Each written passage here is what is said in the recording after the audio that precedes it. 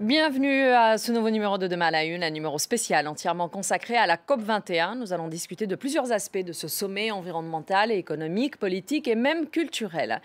Pour commencer, je reçois notre spécialiste environnement à France 24 et présentatrice du magazine Alimentaire. Bonjour Marina Berge. Bonjour.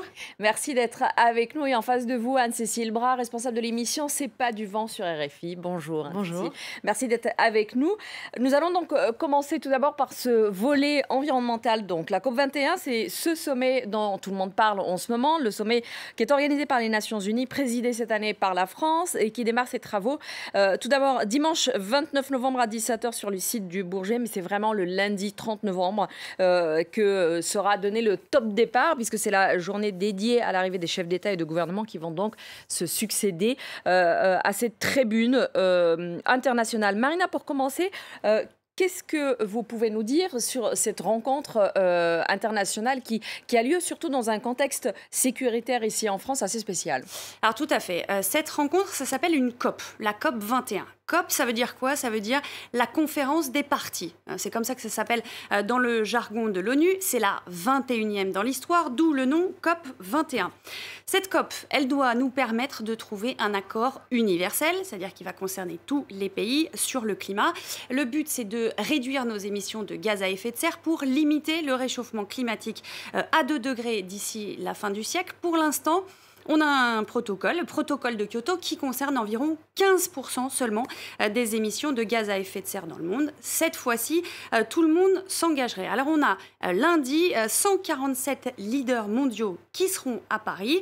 Barack Obama, Xi Jinping, Vladimir Poutine, Angela Merkel, l'Indien Narendra Modi. Et sur ces 2 semaines, 40 000 participants et 3 000 journalistes. Alors côté sécurité, vous l'avez dit, la sécurité sera exceptionnelle. Il faut se souvenir, on est à un peu plus de 2 semaines des attentats de Paris. Il y a 11 000 policiers et gendarmes qui sont mobilisés un peu partout. Mais une petite précision qu'on n'entend pas beaucoup ces derniers temps, il faut savoir que dans l'enceinte de la conférence au Bourget, c'est l'ONU qui assure la sécurité parce que pendant ces 15 jours, ce territoire, c'est territoire onusien. Et donc ce sont les gardes bleus qui assurent la sécurité et non pas la police française. Alors il va y avoir, comme vous dites, beaucoup de pays représentés. Mais la question se pose aujourd'hui. Quels sont les pollueurs en fait dans le monde à ce jour? Alors les plus gros pollueurs, on les connaît. Numéro 1, c'est bien sûr la Chine. Numéro 2, les États-Unis. Si on comptabilise à eux deux, si on les rassemble, ils pèsent pour 45% de nos émissions mondiales de gaz à effet de serre. Suit ensuite l'Inde et son charbon.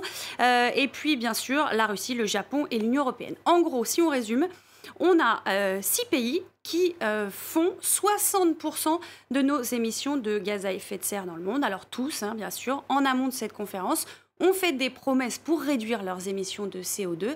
Ça s'appelle les contributions nationales. La Chine, par exemple, le premier pollueur au monde, promet que ses émissions vont atteindre un pic à partir de 2030.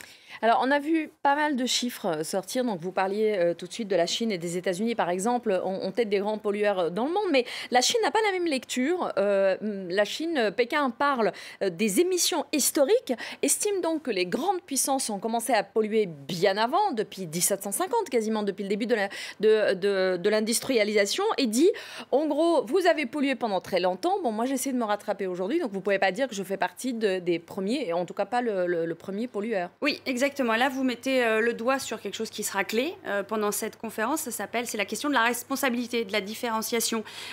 Qui est responsable des émissions et donc qui doit payer? La Chine, on sait qu'elle a une croissance extrêmement forte, mais elle est considérée comme un pays en développement. Et pour elle, ce sont les pays riches qui doivent payer parce que, historiquement, vous l'avez dit, par rapport à l'ère pré-industrielle, ce sont eux qui ont le plus contribuer au réchauffement climatique. Ce sont eux qui ont réchauffé le climat. Elle renvoie toujours l'Occident à son long passé de pollueur. On se souvient, par exemple, à la COP 15 à Copenhague, que cet échec de Copenhague, ça a été en partie imputé aux farouches réticences de Pékin par rapport à une quelconque responsabilité chinoise.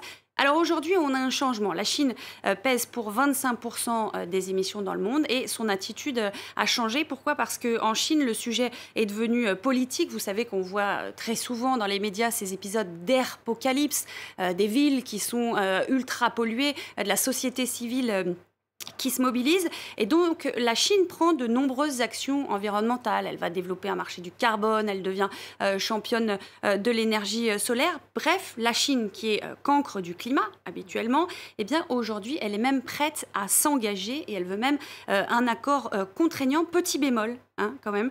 Ces derniers jours, Pékin a envoyé, il y a quelques jours, un message plus ferme sur les positions que son pays va défendre à la COP 21. Elle ne va pas proposer plus, elle ne va pas proposer de nouvelles concessions par rapport à ce qu'elle a déjà promis, ce pic de 2030 dont je vous parlais.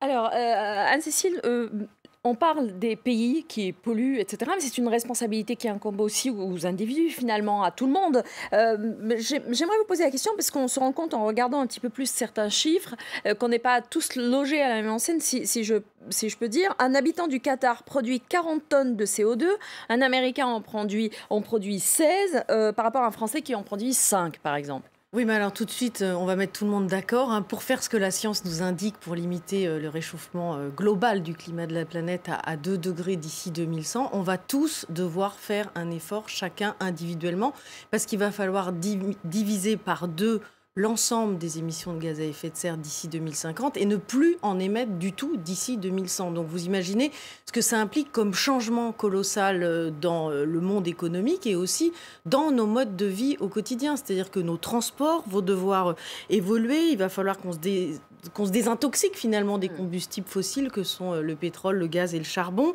Il va falloir protéger nos forêts, transformer notre agriculture, changer nos pratiques alimentaires et réaliser tout cela finalement en à peine plus d'une génération. Il va falloir être extrêmement rapide, extrêmement efficace. Et ça, on ne pourra pas gagner cette bataille contre le changement climatique finalement sans l'engagement de chacun. Parce que vous donniez des chiffres importants par exemple pour le Qatar. Alors c'est vrai que si on prend les chiffres, les émissions de gaz à effet de serre d'un Sénégalais aujourd'hui, elles sont beaucoup moins importantes. Mais le Sénégal, par exemple, est un pays africain en forte croissance. Donc, de toute façon, ces émissions vont monter, notamment parce que le Sénégal mise beaucoup aujourd'hui sur le charbon. C'est que si ça ne change pas, c'est soit on est déjà en train de polluer, soit ça va venir, quoi, en gros. Oui, c'est ça. Donc, à partir de ce moment-là, on se dit que, quel que soit le pays dans lequel on habite, on a des efforts à faire. Alors après, pour les pays en développement, il va falloir faire en sorte d'avoir une économie bas carbone. Donc, c'est pour ça qu'il y a notamment, lors de la COP 21, beaucoup d'enjeux sur les financements et le transfert de technologies.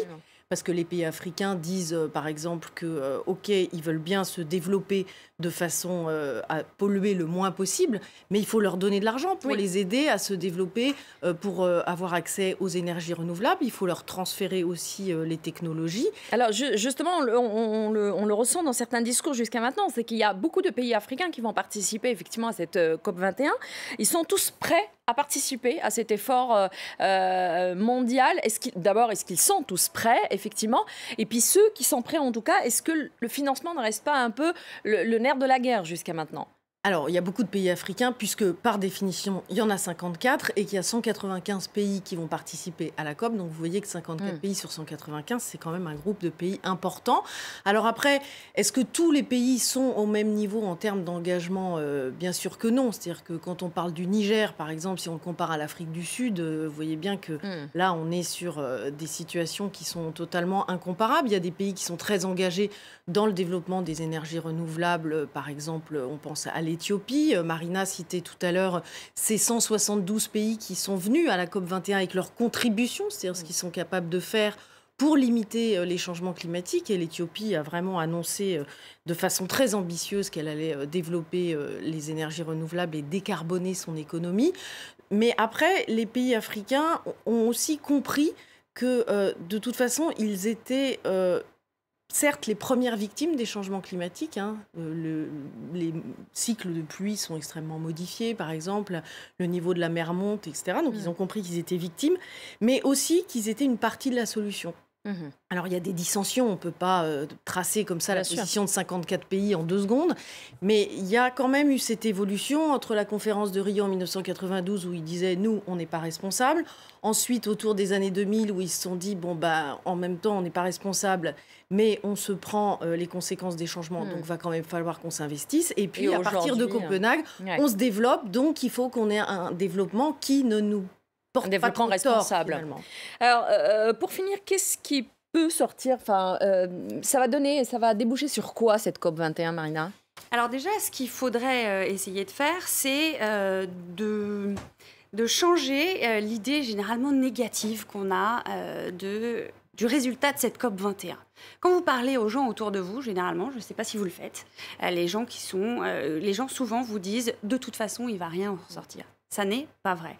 D'abord, pourquoi? Parce que, bien sûr, là, il va en ressortir un accord qui sera sans doute universel, qui sera sans doute partiellement contraignant. Il y aura bien sûr aussi des promesses financières renouvelées.